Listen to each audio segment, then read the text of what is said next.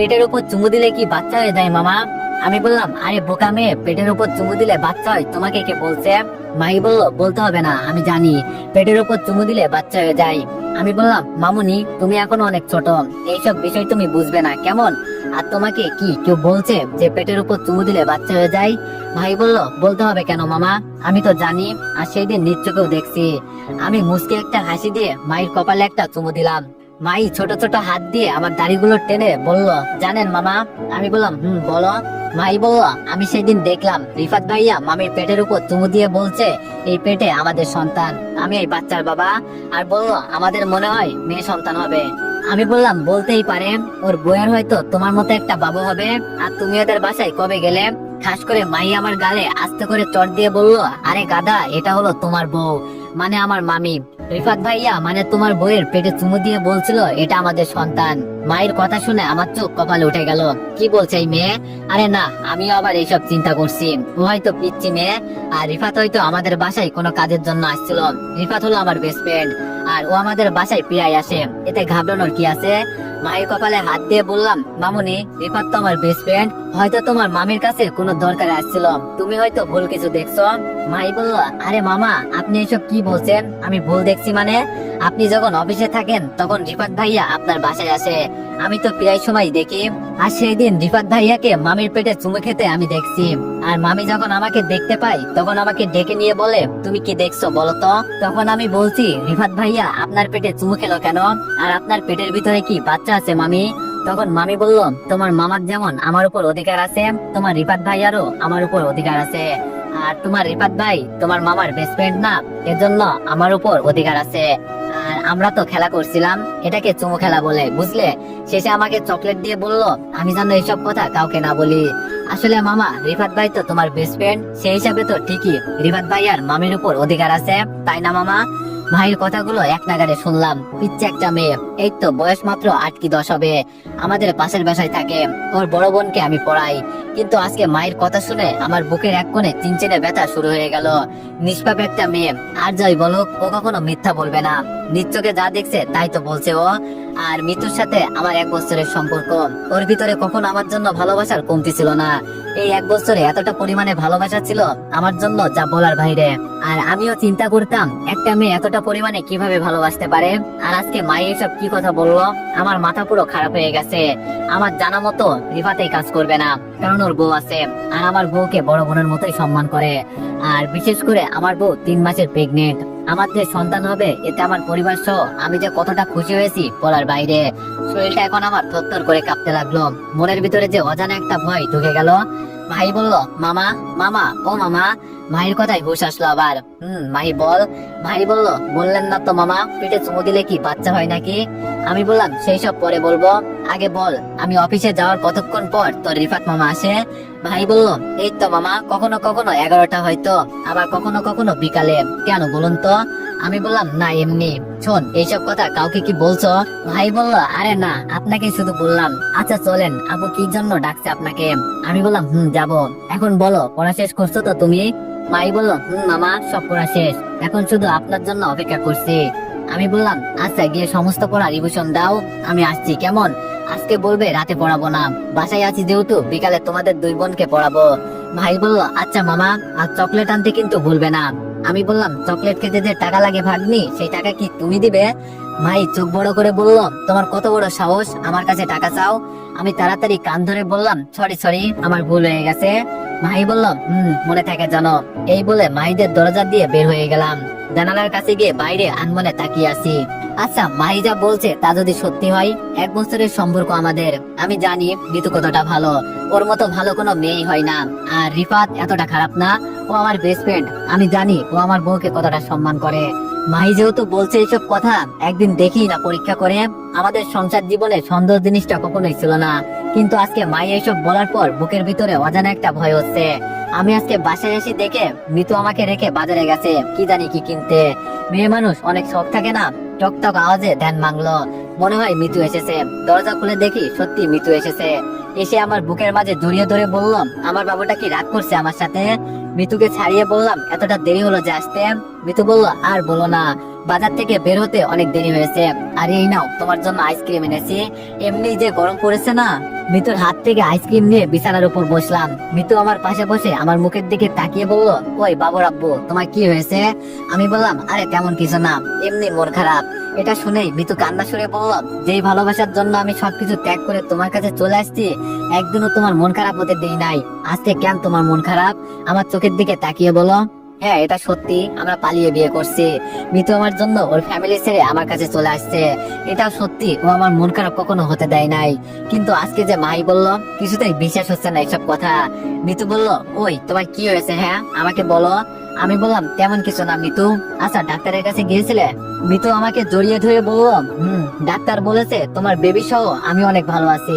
আমি বললাম, তাহলে তো ভালোই। আচ্ছা যাও, এখন এক কাজ করো, গিয়ে তাড়াতাড়ি রান্না করো, মাইদের বাসায় যেতে হবে, ওদের আজকে একটু আগেই পড়াবো। মিতু বলল, বলছি না তো কষ্ট করতে হবে না, আমাদের যা আছে এতেই তো আমাদের চলবে। আমি বললাম, এইসব বিষয়ে পরে কথা বলবো, কেমন? এখন তুমি গিয়ে রান্না বান্না তাড়াতাড়ি করো। মিতু আমার ঠোঁটে একটা চুমু দিয়ে বলল, তুমি অপেক্ষা করো, আমি সবকিছু তৈরি করছি। মিতু বিছানা ছেড়ে চলে গেল। শুয়ে শুয়ে চিন্তা করছি, মিতুকে দেখে তো এমন মনে হয় না। তোর পিচ্ছে একটা মেয়ের কথাই আমি এত চিন্তা করছি কেন? হয়তো কোনো ভুল দেখছে, হতেও পারে। 10 মিনিট শুয়ে থাকার পর আবার মায়ের কথা মনে পড়ে গেল। পিচ্চিরা কখনো মিথ্যা কথা বলে না, আমি এটা খুব ভালো করেই জানি। মাইকে আমি পড়াই, ওর বিষয়ে তো সবচেয়ে বেশি আমি ভালো জানি। মিতু জানে আমি একবার শুয়ে থাকলে আর উঠি না। আজকে বিছানা ছেড়ে উঠে গেলাম, দেখি তো মিতু কিচেনে কি করে। খুব সাবধানে হেঁটে হেঁটে কিচেনের কাছে গেলাম, যেন শব্দ না হয়। অল্প অল্প করে আওয়াজ আসছে কিচেন থেকে। উকি দিয়ে দেখি মিতু যেন কার সাথে কথা বলছে ফোনে। কথাগুলো ছিল এমন, হ্যাঁ আমার বেবি ভালো আছে, তোমার কোনো চিন্তা করতে হবে না। আর আজকের দিনটা আমাদের অনেক ভালো ছিল না? খুব এনজয় করলাম দুইজন মিলে।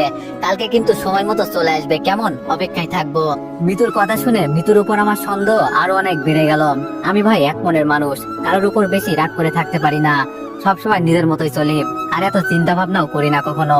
তবে আজকে জানো, মিতুর বলা কথাগুলো মনে হচ্ছে মায়ের বলা কথাগুলোর সাথে মিলে যাচ্ছে। তাহলে কি এই সন্তান আমার নাম? মিতু আমাকে ধোকা দিল। এইসব চিন্তা করতে করতে মিতু চলে আসলো। আমাকে আবার বিছানার উপর শুয়ে থাকতে দেখে বলল, তুমি আসলে অনেক আলসে। একবার বিছানার উপর শুয়ে থাকলে আর মন বলে না উঠতে। এখন তাড়াতাড়ি ওঠো, আমি টেবিলে খাবার দিচ্ছি। আমি বললাম, আমি গিয়ে টেবিলে বসলাম। অন্য দিনের মতোই মিতু আমাকে খাইয়ে দিল। এটা প্রতিদিনের রুটিন, একবেলা হলেও ও আমাকে খাইয়ে দেয়। আজকে মনটা বেশি ভালো না, এজন্য চুপচাপ খেয়ে বের হয়ে যাব। তখন নিতু পেছন থেকে বলল, একদিন বাসায় আসো, আর আজকে আমাকে নিয়ে একটু ঘুরতে যাবে। তা না, আছে শুধু টাকা ইনকাম করার চিন্তা, ভালো লাগে না এইসব। আর দরজা দিয়ে বের হতে হতে বললাম, তুমি তো এখন একাই ঘুরতে যেতে পারো, আমাকে আবার কি দরকার? বাসা থেকে বের হয়ে মাইদের বাসায় যাচ্ছি।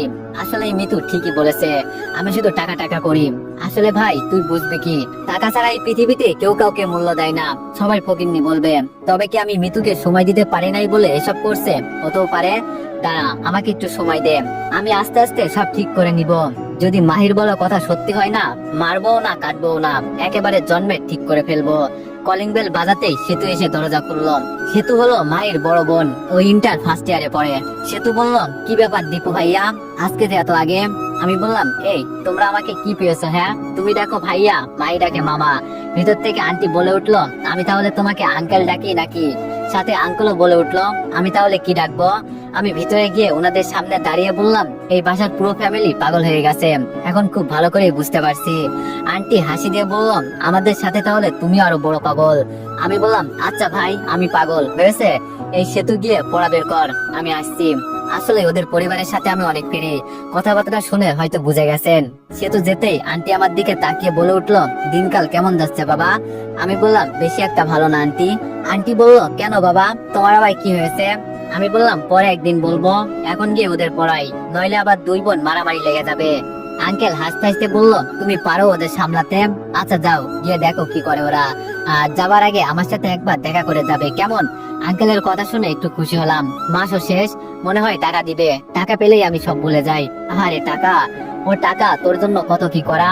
আজকে পড়াতে মন বলছে না। আমার বইয়ের রহস্য যেভাবেই হোক না কেন, আমাকে সমাধান বের করতেই হবে। মাইকে কিছুক্ষণ পড়াতেই বললো ওর মাথা ব্যথা করছে, এজন্য ছুটি দিয়ে দিয়েছি। হঠাৎ সেতু বলে উঠলো, ভাইয়া আপনাকে একটা কথা বলার ছিল। আমি বললাম, সেতু বলো, কি বলতে চাও? সেতু বলল, আসলে কিভাবে যে বলি, বললে আবার রাগ করবেন না তো আপনি? আমি বললাম, আরে না না, রাগ করবো কেন, বলো।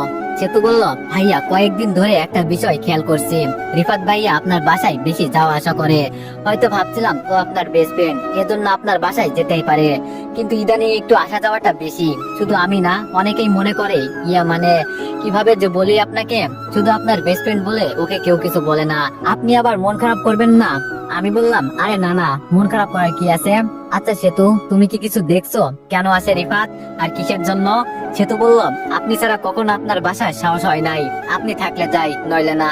তবে আমার একটু রিফাত ভাইয়ের উপর সন্দেহ লাগছে। আমি জানি আমার কথাগুলো শুনে আপনার মন খারাপ হতে পারে, কিন্তু ভাইয়া। আমি বললাম, সে তো থাক, আর বলতে হবে না, বিষয়টা আমি দেখছি, এখন এই অঙ্কগুলো করো, বিষয়টাকে আর সামনে এগোলাম না। আমার মাথা এখন পুরোপুরি খারাপ হয়ে যাচ্ছে, এত কিছু আমার বাসায় হয়ে যাচ্ছে, আমি নিজেও জানি না এসব। হঠাৎ করে কেমন জানি একটা কষ্টের অনুভূতি হলো, মনে হচ্ছে জানো আমি আমার প্রিয়জনকে হারিয়ে ফেলছি। সব সময় আমি মাসের বেতন হাতে পেলে অনেক খুশি হতাম, কিন্তু আজকে হাতেই প্রথম টাকা পাওয়ার পরেও মন খারাপ, জানি না কেন এরকম হলো। তবে আমার এর একটা সমাধান বের করতেই হবে। মৃত্যুর পেটের বাচ্চা যদি শুনি আমার নাম, আর ও যদি পরকীয়ার সাথে জড়িত হয়ে যায়, বেশি কিছু করা যাবে না ওকে, কারণ ওর পেটে এখন 3 মাসের বাচ্চা আছে, মারধর করলে সমস্যা হবে। কিন্তু আমার কি কোনো দোষ ছিল? আমার সাথে কেনই বা বেইমানি করলো মিতু? রাতে কোন রকম রুমে গিয়ে শুয়ে পড়লাম, মিতু আমার বুকের মাঝে মাথা দিয়ে প্রতিদিনের মতো ঘুমিয়ে গেল। কি মায়াবী ওর চেহারা, একবার ওকে দেখলেই আমার মন শান্ত হয়ে যায়। এমন একটা মেয়ে এইসব করতেই পারে না, কিন্তু মাহিয়া সেতুর বলা কথাও তো আর মিথ্যা হতে পারে না। একজন না হয় মিথ্যা বললো, আরেকজন। বাসায় কিছু টাকা দিতে হবে, শুনছি আম্মু একটু অসুস্থ, জীবনটাই শেষ করে ফেলছি টাকার পিছনে ছুটে। এই ফ্ল্যাটটা কিনতে অনেক টাকা খরচ হয়েছে, খুব পরিশ্রম করেছি জীবনে। যাদের জন্য এত কিছু করলাম, তারা যদি দিন শেষে বেইমানি করে, কেমন লাগবে তখন বলেন? এইসব চিন্তা করতে করতে ঘুমিয়ে গেলাম। সকালে রেডি হয়ে অফিসে চলে যাব। এই মুহূর্তে মিতু এসে আমার কপালে একটা চুমু দিয়ে বলল, কোনো মেয়ের দিকে চোখ তুলে তাকাবে না, চুপচাপ গিয়ে অফিস করে চলে আসবা, কেমন? আমি তোমার অপেক্ষায় আছি, উম্মা। আজকে আর মৃত্যুর দিকে বেশি একটা মায়া লাগলো না, সরাসরি বাসা থেকে বের হয়ে গেলাম। খুব চিন্তা করছি কিভাবে কি করা যায়। অফিসে গিয়ে শুনি আজকে নাকি নতুন বস আসবে। আর এমন কি প্রতিদিনই বলে নতুন বস আসবে, কিন্তু তার আর আসার খবর থাকে না। বর্তমানে যে এক বস আছে, মাসে একবার আসে কি আসে না তা নিয়ে সন্দেহ। আরে আমি এ নিয়ে এত মাথা ঘামাই কেন? নিজের ডেস্কে বসতেই পাশ থেকে তাহমিনা ভাবি বলে উঠলো, কেমন আছেন ভাই? আমি বললাম, এই তো ভাবি, মোটামুটি ভালো, আপনি কেমন আছেন? ভাবি বললাম, আমাদের খবর কি আর কেউ নেয় ভাই? আপনি তো থাকেন আপনার মতোই। এই মহিলার একটু গায়ে পড়ার স্বভাব আছে, তাই আর বেশি কথা বললাম না। এক মনে কাজ করতে করতে ঘড়িতে প্রায় 11টা বেজে গেল। এখন হয়তো রিফাতের আসার সময় হয়েছে, আজকে যে করেই হোক ওদের ধরতেই হবে। সবকিছু গুছিয়ে উঠলাম। আগে ওয়াশরুম থেকে একটু ধোয়া টেনে পরে একেবারে চলে যাব। ওয়াশরুমে ঢুকে সিগারেট জ্বালিয়ে খাওয়ার মজাই আলাদা। 10 মিনিট পর বাইর হলাম, ভাবলাম আরেকবার দেখে আসি সবকিছু গুছিয়ে রাখছি কিনা। আবার গিয়ে আমার জায়গায় বসলাম, কিন্তু পাশে তো তাহমিনা ভাবিকে দেখতে পারছি না। উনি আবার কই গেলেন? ধুর, যেখানে ইচ্ছা সেখানে যাক, তাতে আমার কি। চেয়ার ছেড়ে যে উঠতে যাবো, অমনি একটা পুরের মতো সুন্দরী মেয়ে এসে আমার সামনে দাঁড়ালো। ওর পরনে নীল রঙের একটা শাড়ি, বিশেষ করে আমার নীল রং খুব পছন্দ। ঠোঁটের নিচের তিলটা বেশ আকর্ষণীয়। আরে বাবা, আমি কেন এই মেয়ের রূপের কথা বলছি? কার বউ কে জানে। আর এমনিতেই আমি মেয়েদের এত বেশি প্রশংসা করি না, তাও যদি একটু করি, ওরা তো অল্পতে একেবারে লাফ দিয়ে গাছে উঠে যাবে। তবে মেয়েটার শরীর থেকে আলাদা একটা সুঘ্রাণ বের হচ্ছে। এই ধরনের ঘ্রাণ সাধারণত বড় লোকেরা ব্যবহার করে, এটা আমার ধারণা। মেয়েটা আমার চোখের উপর হাত দিয়ে ইশারা করে বলল, এই যে মিস্টার, আমি আপনাকে ডাকছি না। আমি মেয়েটাকে কিছু বুঝতে না দিয়ে বললাম, জি আপু, কিছু বললেন? আমি আপু বলতেই মেয়েটার চোখ বড় হয়ে গেছে, মনে হয় আমি ভুল কিছু বলে ফেলেছি। আরে ভাই, তুই তো একটা মেয়ে, আপুই তো বলবো নাকি নাকি নানি বলে ডাকবো? আমি আবার বলে উঠলাম, এই যে আপু, কিছু বলবেন কি? মেয়েটা এবার একটু স্বাভাবিক অবস্থায় ফিরে এসে বলল, তুমি জানো আমি কে? আমি বললাম, আপনি কে সেটা আমার জেনে কি লাভ? এখন বলুন এখানে কি জন্য আসছেন? আমার এমনি দেরি হয়ে যাচ্ছে। মেয়েটি বলল, দেরি হয়ে যাচ্ছে মানে? বুঝলাম না। এবার আমি রাগে দাঁড়িয়ে বললাম, এই যে আপনি কে বলুন তো, এত কথা বলছেন কেন? মন মেজাজ এমনি ভালো না, এখান থেকে জানতো, বিরক্ত করবেন না। মেয়েটা এবার আমার টেবিলের উপর ঝুঁকি দিয়ে বলল, আপনাদের অফিসে নতুন কেউ আসলে বুঝি এমন ব্যবহার করেন? আমি বললাম, দেখেন আপু, বিষয়টা এমন না, ইমার্জেন্সি একটা দরকার আছে আমার, তাই আমাকে যেতে হবে। মেয়েটি বলল, ও তা কার কাছ থেকে অনুমতি নিয়ে চলে যাচ্ছেন? এই মেয়ের বক বক শুনে মাথা আমার গরম হয়ে যাচ্ছে। তাই বিরক্ত হয়ে বললাম, আপনি এখান থেকে গেলে আমি অনেক খুশি হতাম। আর যদি এখানে অন্য উদ্দেশ্যে আসেন তাহলে আমার মতো অনেক ছেলে আছে এই অফিসে, ওদের সাথে গিয়ে আড্ডা দিন। এর মাঝে তাহমিনা ভাবি এসে বলল, ম্যাম আপনি এখানে? আমি অবাক হয়ে বললাম, ম্যাম মানে? মেয়েটা আমার দিকে তাকিয়ে বলল, এখনই আপনি আমার অফিস রুমে আসেন, আপনার খবর আছে আজকে। মেয়েটা যেতেই তাহমিনা ভাবি বলল, ভাই আজকে মনে হয় তোর চাকরি শেষ। আমি বিষয়টাকে বেশি গুরুত্ব না দিয়ে তাহমিনা ভাবিকে বললাম, পড়াশোনা আছে যেহেতু চেষ্টা করলে চাকরি পাবো, এখানে চাকরি করতে হবে এমন কোনো কথা না। আর আমি জানতাম না যে উনি আমাদের অফিসের নতুন ম্যাম। যাই হোক, যা হয়েছে তা তো হয়েই গেছে, এখন গিয়ে দেখি কপালে কি আছে। ভাবছিলাম বাসায় চলে যাব, কিন্তু তা আর পারলাম না। যেখানে বাঘের ভয় সেখানে সন্ধ্যা হয়। কে জানতো উনি আজকে আসবেন। ভয়ে ভয়ে দরজা খুলে ভিতরে ঢুকলাম, দেখি ম্যাম চোখে চশমা লাগিয়ে ফোন টিপছে। হয়তো আমার অপেক্ষা করছিল। আমাকে দেখতে পেয়ে বলল, নবাব সাহেব আসেন আসেন, আপনার জন্যই তো অপেক্ষা করে বসে আছি। আপনার নামটা জানো কি? আমি বললাম, জি ম্যাম, দীপু। আরে ম্যাম কেন বলছেন আমাকে? স্যার, আপনি এত বড় একটা কোম্পানিতে চাকরি করেন, আমাকে তো আপু বলে ডাকবেন। ওই আগের মতোই মাথা নিচু করে বললাম, সরি বলছি তো ম্যাম, আমি জানতাম না এটা যে আপনি হবেন। ম্যাম টেবিলের উপর জোরে হাত দিয়ে আঘাত করে বলল, অফিসে আসেন কি মজা করার জন্য? যখন ইচ্ছা চলে যাবেন। এটা কি আপনার বাবার অফিস? আমি কোনো কথা বললাম না, চুপচাপ দাঁড়িয়ে আছি। এক বইয়ের চিন্তায় বাঁচি না, এর মাঝে আরেক বিপদ এসে হাজির। ভালো লাগে না আর এইসব। ম্যাম আবার বলে উঠলেন, আজকে থেকে আপনার চাকরি নাই, এখন অন্য জায়গায় গিয়ে চাকরি দেখতে পারেন। এরকম মানুষ আমার কোম্পানিতে আমি রাখবো না। না জানি কাজ না করে কতদিন বসে বসে বেতন নিয়েছেন। এটা শুনেই মেজাজ আমার হট হয়ে গেল। গলা থেকে টাইটা সরিয়ে বললাম, তোর বাপের চাকরি তুই কর শালীন, এই চাকরি তোরে আমি দিয়ে গেলাম। এছাড়া আর কি বলবো বলেন? এমনি টেনশনে বাঁচি না, এর মাঝে আবার বলে চাকরি নাই। মাথাটা পুরোপুরি গরম হয়ে গেছে আজকে। এগুলো বলে দরজা দিয়ে যেই বেরোবো, পেছন থেকে ম্যাম বললেন, দাঁড়ান। আমি পিছনে তাকিয়ে বললাম, আসলে আমি সরি ম্যাম, আপনার সাথে এভাবে কথা বলার জন্য। বাসা থেকে ঝগড়া করে আসছি তো এজন্য। আর সমস্যা নেই, চাকরি থেকে বের করতে হবে না, আমি নিজেই চলে যাচ্ছি। আসলে ওনাকে বকা আমার ঠিক হয় নাই। কার রাগ দে কার উপর মিটিয়ে দিলাম। যতই হোক উনি আমাদের অফিসের বস। এর মাঝেই ম্যাম বলে উঠলেন, আমি তোরে এজন্য ডাকি নাই বেয়াদব, তোদের মতো ফালতু ছেলেকে কে যে এইসব চাকরি দেয় বুঝি না। আরেকবার যদি এই অফিসের আশেপাশে দেখি না, পা ভেঙে ফেলবো। মনটা চাইছে অনেক কিছু বলতে, কিন্তু আর বললাম না। ওরা টাকাওয়ালা মানুষ, যা ইচ্ছা তাই করতে পারবে। তবে আমার খারাপ ব্যবহার করা উচিত হয় নাই। এছাড়া কি করব বলেন? এমনি মাথা আমার খারাপ হয়ে আছে।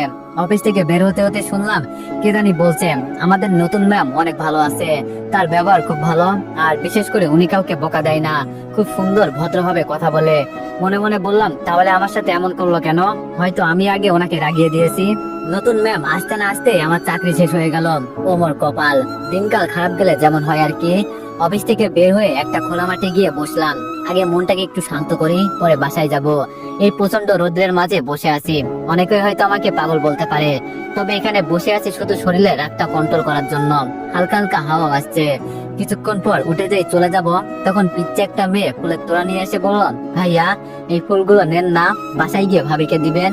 বেশি না, আমাকে 50 টাকা দিলেই হবে। মেয়েটাকে দেখে একটু মায়া লেগে গেল।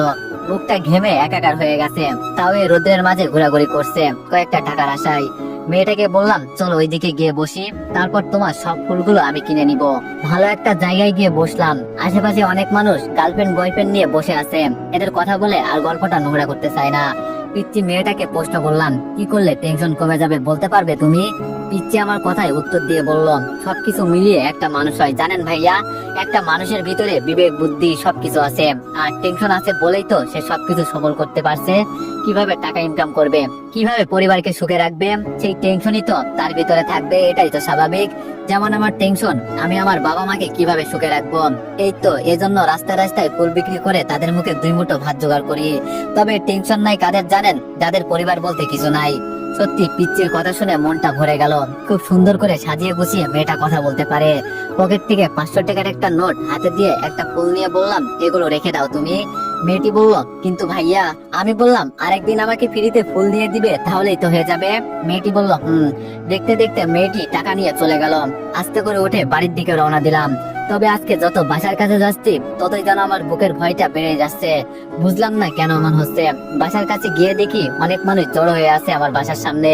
সেতু দূর থেকে আমাকে দেখতে পেয়ে আমার কাছে এসে বলল, আমি কি বলছিলাম ভাইয়া মনে আছে? আজকে দেখেন রিফাত ভাইয়া আর আমার ভাবি মানে আপনার বউ পরকিয়া করতে গিয়ে ধরা পড়েছে। অনেকগুলো ফোন দিয়েছি আপনাকে, একটাও তো ধরলেন না। সে তোর কথা শুনে এখন সত্যি সত্যি আমার চারপাশের পরিবেশটা ঘুরতে লাগলো। যে আমাকে এতটা পরিমাণে ভালোবাসে সে আজকে এই কাজ করলো, মেনে নিতে পারছে না কোনোভাবেই। খুব কষ্ট হচ্ছে এগুলো দেখে। আমাকে দেখতে পেয়ে অনেকেই বলছে স্বামী বাইরে চাকরি করে আর এই সুযোগে বউ ঘরের ভিতরে নোংরামি করে। চিচি, এমন বউ থাকাচ্ছে না থাকাই ভালো। এরা সমাজটাকে ধ্বংস করতে চাইছে। ভিতরে গিয়ে দেখি রিফাত আর আমার বউ নিচে একসাথে বসে আছে। মৃত্যুর শরীরের কাপড় উল্টাপাল্টা হয়ে আছে, মাথার রক্তটা যেন কিছুক্ষণের জন্য গরম হয়ে গেল। কি করব এখন এদের ভেবে পাচ্ছি না। মিতু আমাকে দেখতে পেয়ে আমার পায়ের উপর পড়ে গিয়ে বলল, ওগো আমাকে মাফ করে দাও, আমি যে অনেক বড় ভুল করে ফেলেছি। আমি তোমাকে ঠকিয়েছি, আমি না বুঝে এসব করে ফেলেছি, আর জীবনে এসব হবে না, মাফ করে দাও। পা দিয়ে লাথি দিলে ওর পেটের বাচ্চার এখন সমস্যা হবে, তাই আমি পিছনে সরে গেলাম। মাহির বাবা আমার কাছে এসে বলল, পুলিশ ডাকবো বাবা? আমি বললাম, না আঙ্কেল, তা করতে হবে না, সবাইকে বলুন এখান থেকে চলে যেতে। পাশ থেকে এক মুরব্বী বলল, চলে যাবে মানে? আমরা এর সুস্থ বিচার দেখতে চাই, এভাবে ওদের রেখে গেলে ওরা আরো সুযোগ পাবে। মুরব্বীর দিকে তাকিয়ে বললাম, দেখুন চাচা, আমি চাইলে ওকে মারতে পারি, কিন্তু 3 মাসের প্রেগনেন্ট, তাই আমি ওর উচিত শিক্ষা দিব, চিন্তা করবেন না। সবাই তো দেখে যেতে চান, অপেক্ষা করুন।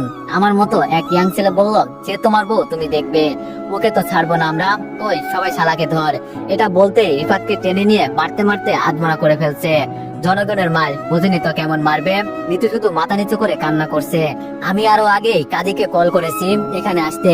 এই মেয়েকে নিয়ে আমার পক্ষে আর সংসার করা সম্ভব না। আর দেখতে দেখতে কাজী সাহেবও চলে আসছে। কাজে আসতে বললাম, ওদের বিয়ে পড়ানো শুরু করুন। এটা বলতেই মিতু জোরে চিৎকার দিয়ে কান্না করে বললাম, ওগো আমার ভুল হয়েছে, আমাকে মাফ করে দাও, এমন শাস্তি আমাকে আর দিও না, আমি তোমাকে ছাড়া থাকতে পারবো না। এটা বলতেই মিতু আমার কাছে এসে আমার চোখের উপর চোখ রেখে বলল, আমার চোখের দিকে তাকিয়ে বলো, আমাকে মাফ করোনি? বলছি তো আমি অনেক বড় ভুল করে ফেলেছি। শরীরে যতটা শক্তি ছিল সবটা দিয়ে একটা চড় দিয়ে বললাম, খালি ভুল করে বলিস আবার ভুল হয়ে গেছে। তোরে তো আজকে প্যান্টের বেল খুলে যেই মারতে যাবো তখন সে তো এসে আমার হাত ধরে বললো, ময়লার উপর হাত দিয়ে কি আপনার হাত নোংরা করতে চান? ও তো নষ্ট একটা মেয়ে, এগুলো করে বেড়ানো ওর স্বভাব। কাজী সাহেব আপনি আপনার কাজ করুন। হঠাৎ কে জানি বলল, এই বিয়ে হবে না, আর হতেও পারে না। তাকিয়ে দেখি রিফাতের বউ। রিফাতের বউ সরাসরি আমার পায়ে পড়ে বলল, ভাইয়া এই বিয়ে দিয়ে আমার জীবনটাকে নষ্ট করবেন না। আমি জানি ও কত বড় ভুল করেছে, কিন্তু আমার ঘরে এখন সতীন গেলে আমার অবস্থা অনেক খারাপ হয়ে যাবে। আমি ওর বিচার করব, এগুলো আমার উপর ছেড়ে দেন। আমি ভাবিকে পায়ের উপর থেকে তুলে বললাম, আপনি কেমন মেয়ে হ্যাঁ, যে নিজের স্বামীকে কন্ট্রোল করতে পারেন না? বউ থাকতে অন্য মেয়ের কাছে চলে আসে। আর আমার কথা কি বলবো, টাকা টাকা করতে করতে জীবনটাই বরবাদ করে ফেলেছি। ওর মতো মেয়েকে যদি পারতাম আমি মেরে ফেলতাম। আপনি জানেন ওর পেটে এখন আপনার স্বামী বাচ্চা। মিতু কান্না করতে করতে আমার দিকে তাকিয়ে বললাম, এই বাচ্চাটাকে অন্তত ওর বলো না, এটা তো আমাদের সন্তান। কেন দীপু, তোমার মনে নেই আমাদের সন্তানকে অস্বীকার করছো তুমি? মিতুর কথা শুনে আমি হাসতে লাগলাম। মাইকে ডেকে বললাম, সেদিন কি হয়েছিল বলতো? মাই এক এক করে সব বলে দিল। এখন তো মিতুর মুখটা দেখার মতোই হয়েছে। অনেক কাহিনী হয়েছে, আর নাম আগে ওদের সমাধান করি, পরে হিসাব করবো। এই কাজী আপনি বিয়ে পড়ান। ভাবি বাধা দিয়ে বলল, ভাইয়া আমার দিকে একটু তাকিয়ে দেখুন না, আমি কিভাবে বাঁচবো। ভাবি আমাকে আর কিছু বলবেন না, আমার মাথা এমনি অনেক গরম হয়ে আছে। আমি তো আর অন্যদের মতো রাগে ওদের মারছি না। একবার এই কাজ করার আগে এইসব কথা চিন্তা করলো না, মনে তো চাই এদের। সে তো আমার হাতে 1 গ্লাস পানি এনে দিয়ে বলল, মাথাটা ঠান্ডা করেন ভাইয়া, আমি জানি এখন আপনার ভিতরে কি চলছে। কি আর করবেন বলেন, যেটা হয়ে গেছে সেটা কি আর বললে আসবে? দিয়ে সবকিছু ওকে, কিন্তু ওরা দুজন কেউই কবুল বলতে চায় না। একটা ছেলেকে ইশারা করে বললাম, যাও কবুল বলার জন্য যা ইচ্ছা তাই করো। ছেলেটা আমার কথা মতো তাই করলো। রিফাত তো এমনি আত্মারা হয়ে আছে, ওর মুখ ধরতেই ভয়ে ভয়ে কবুল বলে ফেললো। ছেলেটা ফিরে এসে বলল, আপনার বউয়ের কাছে আপনি যান, আমি এসব নোংরা মেয়েদের গায়ে হাত দিব না। আমি মিতুর সামনে গিয়ে বললাম, খুব শীঘ্রই তোরে আমি ডিভোর্স দিব। আমার কাছে ভালো সেজে গোপনে গোপনে তোরে মনটা চাইছে মেরে ফেলি। এখন ভালোই ভালোই কবুলটা বলে ফেল, তোর উপর হাত তুলতে আমার বাধ্য করিস না। মিতু বলল, প্লিজ তুমি এমনটা করতে পারো না, আমি না জেনে অনেক বড় ভুল করে ফেলেছি। এখানে আমার কোনো দোষ ছিল না, সব তোমার বন্ধুর। আমি বললাম, তোর কথা শেষ হয়েছে, এখন আর কিছু শুনতে চাই না, কবুল বলতে বলছি বল, নইলে এখন কিন্তু। মিতু বলল, একবার। আমি এবার চিৎকার দিয়ে বললাম, তুই কবুল বলবি নাকি অন্য ব্যবস্থা করতে হবে? মিতু ভয়ে ভয়ে কবুল বলে অন্য কারোর বউ হয়ে গেল। এখন আমার ভিতরে একটু ভালো ফিল হচ্ছে। যাক, এটা তো একটা সমাধান করতে পেরেছি। অন্যদের মতো মারিও নাই কাটিও নাই, একেবারে জায়গায় ঠিক করে ফেলছি। তবে এখন থেকে মিতুর জীবনের দুর্দশা শুরু হবে, এটা আমি শিওর। সবাইকে বললাম, এখন তো এর সমাধান হয়েছে, সবাই প্লিজ চলে যান। যেতে যেতে একটা ছেলে বলল, ওদের মেরে ফেলা উচিত ছিল হয়েছিল, নইলে আবার কোন দিন কার সাথে কি করে বসে ঠিক নেই। এখন রুমে আছি আমি, মিতু, রিফাত আর ওর বউ সহ সেতুর পরিবার। এখন একটু ওকে জিজ্ঞেস করব আমার সাথে কেন এমন করলো। হঠাৎ করে আঙ্কেল আমার দিকে তাকিয়ে বলল, বাবা এখন তুমি তাহলে কি করবে? আমি বললাম, আঙ্কেল এখান থেকে কাউকে যেতে দিবেন না, আমি একটু মিতুর সাথে আলাদা করে কথা বলবো, কয়েক মিনিট অপেক্ষা করুন। সেতু বলল, ভাইয়া বুঝলাম না আপনি কি করতে চাইছেন। এত কিছু হয়ে যাওয়ার পরেও মুচকে এসে বললাম, তেমন কিছু না সেতু, ওকে একটু জিজ্ঞেস করব আমার সাথে কেন এমন করলো। মিতু আমার দিকে অসহায় হয়ে তাকিয়ে আছে। আমি মিতুকে হাত দিয়ে ইশারা করে বললাম রুমে যেতে। যেতে যেতে রিফাতকে বললাম, তুই আমার বেস্ট ফ্রেন্ড হয়ে আমার সাথে এমন করবি আমি জানতাম না। তুই আমাকে সরাসরি বলতি, আমি নিজে ওর সাথে তোর বিয়ে দিয়ে দিতাম। তবে এটাই শুধু বলবো, ভালো থাকিস, আর কিছু বলার নেই আমার। আর কিছু বললাম না, রুমে গিয়ে সরাসরি দরজা বন্ধ করে দিলাম। দরজা বন্ধ করে মিতুর দিকে তাকাতেই মিতু আমার পায়ের উপর হুমড়ি খেয়ে পড়ে গেল, দুই হাত দিয়ে আমার পা ধরে আছে। মেজাজ আমার কতক্ষণ ঠিক থাকে বলেন? দিলাম জোরে পা দিয়ে এক লাথি। চোখ লাল করে বললাম, আমার খেয়ে আমার বাসায় থেকে এইসব করিস? তা এখন বল কতদিন ধরে এইসব চলছে? মিতু কান্না করতে করতে বলল, বিশ্বাস করো এখানে আমার কোনো দোষ ছিল না, সব তোমার বেস্ট ফ্রেন্ডের সাজানো নাটক। রাগে বললাম, তোরে আমি যেটা বলছি সেটার উত্তর দে, এত কথা আমি তোর কাছ থেকে শুনতে চাইছি? মিতু বলল, তুমি আমাকে কি দিয়েছো? হ্যাঁ, একটু ভালোবাসার জন্য আমি কি না করি নাই? সারাদিন শুধু টাকা টাকা করো, আমি কি চাই সেটা একবার চিন্তা করেছো? আমার মন যেটা বলছে আমি সেটা করছি। এত বক বক না করে আমাকে রাখার হলে রাখো, নইলে ডিভোর্স দিয়ে দাও। মিতুর কথা শুনে কিছুক্ষণ চুপ থাকলাম, আনমনে বলে উঠলাম, যার জন্য এত কিছু করলাম আজকে সে বলে আমার জন্য কি করেছো? আজীবন টাকা টাকা করে গেলাম কেন? ভবিষ্যতের জন্য, যেন আমার ছেলে মেয়ে সুখে থাকতে পারে। কি বলবো, তোর মতো যে একটা মেয়ে আমার বউ ছিল এটা আমার ভাবতেই ঘৃণা হয়। মন কি যে বলে জানিস, তোরে মেরে আমি জেলে যাই, বুঝবি একদিন। এখন সময় আমার খারাপ, তাই কিছু বললাম না। হঠাৎ দরজায় টুকাই কথা বলা বন্ধ করলাম, বাইরে বলে আসছি যেন বিরক্ত না করে। এখন আবার কি হলো? দরজা খুলতেই দেখি বাইরে পুলিশ সহ একজন উকিল দাঁড়িয়ে আছে। রিফাতের বউ পিছন থেকে বিলিয়ন রুপি হাসি দিয়ে বলল, এই তোর কি মনে হয় রিফাত আমার কথা না শুনে এইসব করছে? আমি বলছি দেখেই ও তোর বউয়ের সাথে এইসব করছে। আর বিশেষ করে এখানে আমাদের তিনজনের চিন্তা ভাবনা ছিল কিভাবে তোর এই ফ্ল্যাটটা আমাদের নামে করব। আজকে সেই সময় এসেছে, আমার ভাই এই থানার ওসি আর সাথে উকিল নিয়ে আসছে, সব কাগজে সাইন করে দে, নইলে কি যে করব ভালো করেই তো জানিস। আঙ্কেলের দিকে তাকাতেই ইশারা করে বলল, বাবা আমাকে মাফ করে দিও, আমি তোমার জন্য কিছুই করতে পারলাম না। বুঝতে পারছি এখানে আঙ্কেলের কিছু করার নেই, সবাইকে আটকে রাখছে পুলিশ। রিফাত আমার গালে একটা চড় দিয়ে বলল, শালা আমাকে বেস্ট ফ্রেন্ড বলিস? তোর সেই যোগ্যতা আছে? এখন তুই এই বাসাটা আমার নামে লিখে দিবি, আর আমরা সুখে শান্তিতে সংসার করব। শেষমেশ মিতুর দিকে তাকালাম, কিন্তু ওকে দেখে বোঝা যাচ্ছে ও কতটা খুশি হয়েছে। দিন নাই রাত নাই এত পরিশ্রম করে এই বাসাটা কিনেছি, আজকে নিজের আপনজনের বেইমানির কারণে এই বাসাটা অন্য কারোর নামে লিখে দিতে হবে। কপাল খারাপ আমার। এর মাঝে উকিল এসে একটা কাগজ আমার সামনে ধরে বলল, এখানে একটা সাইন করেন। দরজায় তাকিয়ে দেখি দরজার কাছে একজন পুলিশ দাঁড়িয়ে আছে, যেন আমরা কেউ বাইরে যেতে না পারি। ভাবছিলাম এখান থেকে দৌড়ে পালিয়ে চলে যাব, কিন্তু সেই পথটাও বন্ধ। বিশেষ করে এখানে আমার জন্য আঙ্কেল আন্টি অপমানিত হচ্ছে, তাই কোনো কিছু না ভেবে কাপা কাপা হাতে কলমটা নিলাম। কলমটা নেওয়ার সাথে সাথে চোখ থেকে এক ফোঁটা জল গড়িয়ে পড়লো। এতদিনের পরিশ্রম একটা সাইনের কারণে সব শেষ। সাইন করে দেওয়ার পর শুধু বললাম, কাকে কি বলবো, আমার অর্ধাঙ্গিনী আমার সাথে বেইমানি করেছে, কারোর উপর আমার আর কোনো অভিযোগ নেই।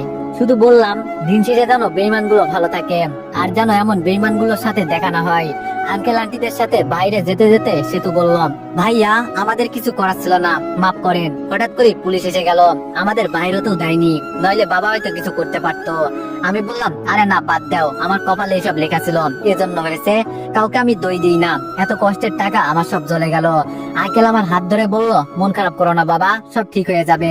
সেতুদের বাসার ভিতরে গিয়ে সোফায় বসলাম, সবাই ভিতরে চলে গেল, শুধু আঙ্কেল বসে আছে।